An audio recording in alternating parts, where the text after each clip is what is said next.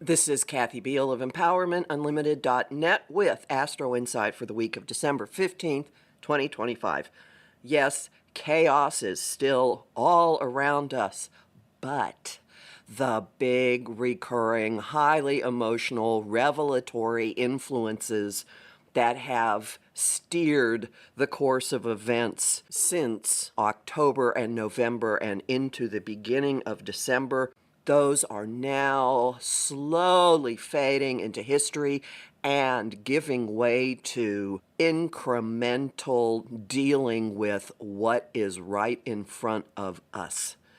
We begin this week paying attention to our own stability, security, the ground beneath our feet, metaphoric and real, and start planning and taking action for shoring it up, making it stronger, and building toward the future. This step-by-step vibe comes from a slow succession of bodies moving into the sign of Capricorn, starting on Monday with Mars, planet of action, and by the last week of the month, we will have a dominance in the sky of this somber, sober, clear-eyed, steely-eyed, future-focused influence.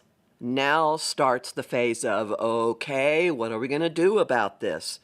And this is in your own life as well. Mars in Capricorn is very cautious energy, but it does make things happen. This is not merely measure twice, cut once territory. It's brainstorm, plan, try it out, measure a bunch of times, and then, okay, cut territory. Hyper-focused on the bottom line and practicality, and geared toward one small step after another, after another, after another, after another. There's a time in your life when you're really young when that kind of approach is boring and unattractive to a lot of people, but see if you don't welcome this vibe as it comes in and as it builds and builds and builds. And in fact, notice how it affects you when you hit a no, a wall, a demand on Tuesday the 16th when the Sun squares Saturn. See if it doesn't affect your reaction, your desire to, okay, didn't get through this time, but that doesn't mean I'm going to stop working on it. It may also be that you are forced to accept responsibility for something, and you go through a calculation and realize it's in your long-term interests to do that. This work vibe also isn't getting in the way of having a good time, believe it or not, especially as the weekend is approaching. On Thursday the 18th, the desire to go for what you want and maybe tweak what it is you're after, tweak desires, tweak what you're looking for in a relationship, tweak what you're sending out and what you're accepting. But definitely gotta have something somehow when Venus makes an adjustment aspect or an inconjunct to Jupiter.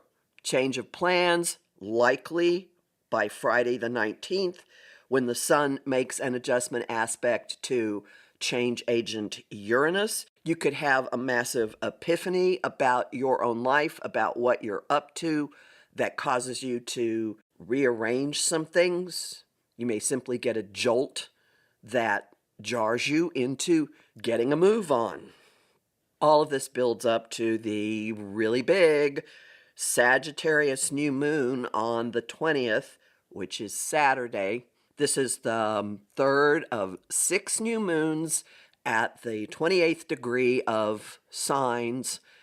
This one is amping up, rebooting, restarting, refreshing our outlook on life, possibility for optimism, seeing things more expansively, seeing greater possibilities for our lives, not settling.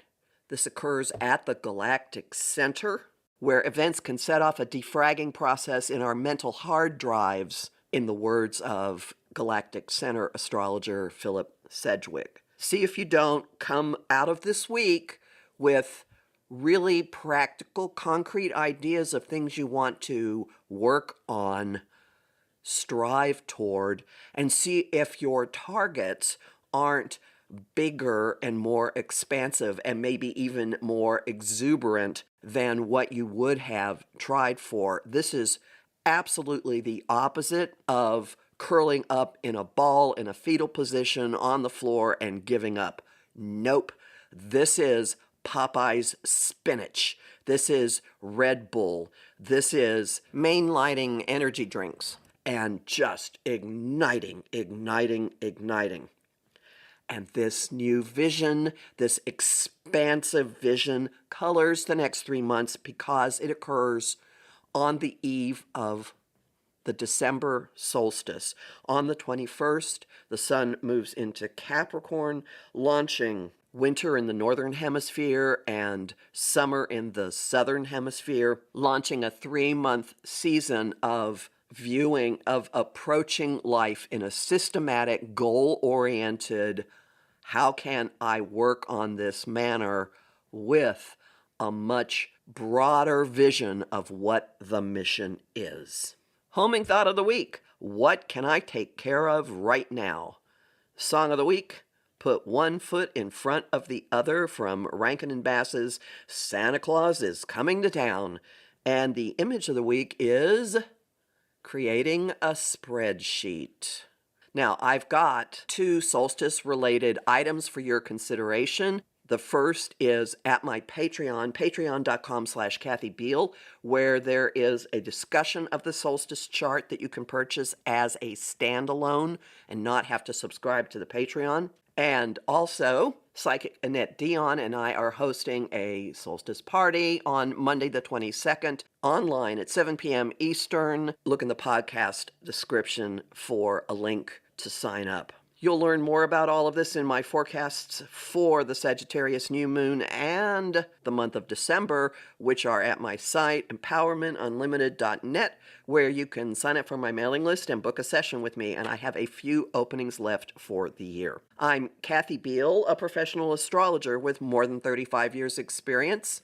I have lots of bonus content at patreon.com/Kathy Biehl, and I'm really grateful to the people who support my work there.